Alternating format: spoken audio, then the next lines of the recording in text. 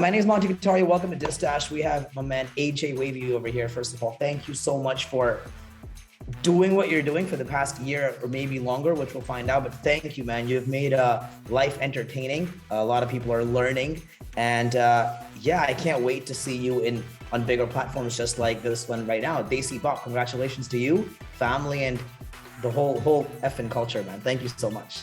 Thank you, man. I appreciate that. It's a pleasure to be here talking to you as well. I look forward to it.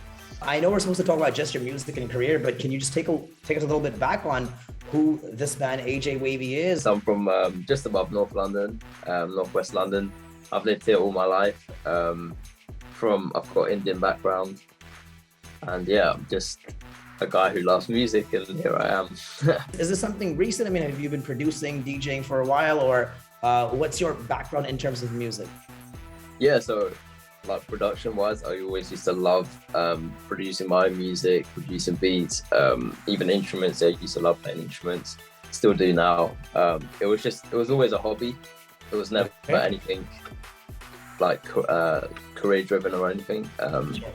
But now recently, as the mashups have started taking off, and I've been DJing more and stuff like that, so it's turning into actually a career, which I'm so excited about, because this is what I've loved doing the whole time. So, what was your first mashup that you never even put out, like just, making jokes or whatever, and just doing it for fun? And what was the first mashup? What 2 tracks? That is, to be honest, I think my first mashup was like back in 2012 when I was just messing around with, like, I think it was an Adele song or something, mixed with like another EDM track or something. I just like put the two together. I don't think anyone's ever heard that. Okay, fair enough. Let's get to business. Desi Bop. The audio track is out. It's out on all platforms. We don't have the video yet. Can you just tell us how this collaboration happened? And of course, there's a number of amazing talent from all across India. And congratulations. How did it all happen?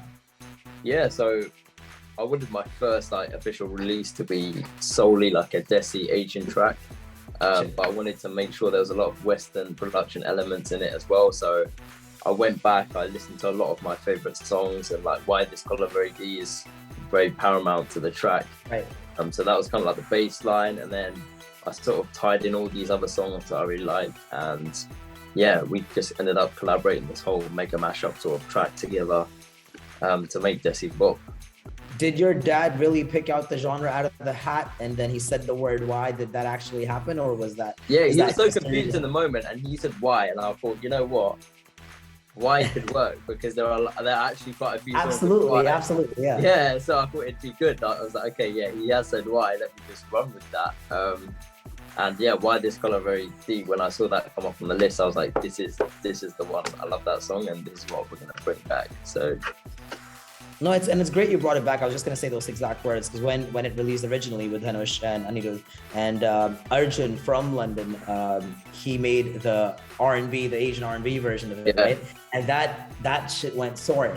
I remember him coming from the UK, doing shows in the US solely based on a remix version of. Like, that's how his career kind of just went from here to there globally. So I see similar things happening, but just on a different level. I just want to quickly talk about platforms here, right? TikTok and Reels, right? And I saw a few comments online as well in terms of, let's say, like, longevity of music is kind of taken away. I'm not saying that it is, but I'm just asking you, do you think that's the case? Like, albums, tracks, full-fledged stuff now, there's 8 seconds, 10 seconds, 12 seconds. Like, what's your take on that, since you're the one creating this type of content?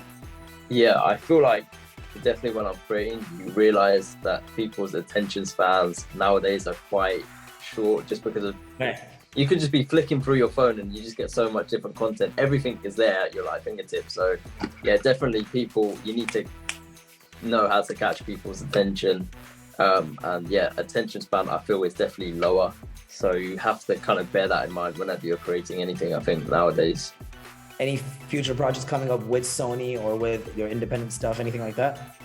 Yeah, so like hopefully with Sony as well. And I've got loads of like original releases and stuff that I kind of like no one's ever heard of. So I just want to finish them, get them out there as well, because that's something I really I've always wanted to put my own stuff out there. So that's something that's really exciting to me.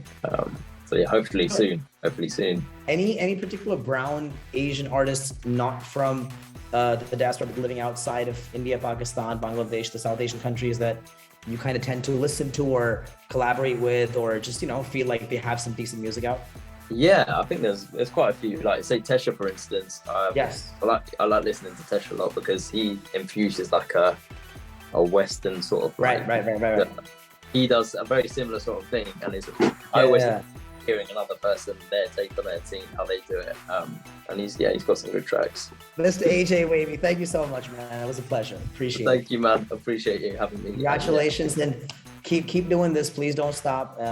We're all gonna bop Desi Bop, but please don't stop. Keep doing this. 100%. Lots more on the way. I'll catch up with you soon. Absolutely. Why this cola very deep?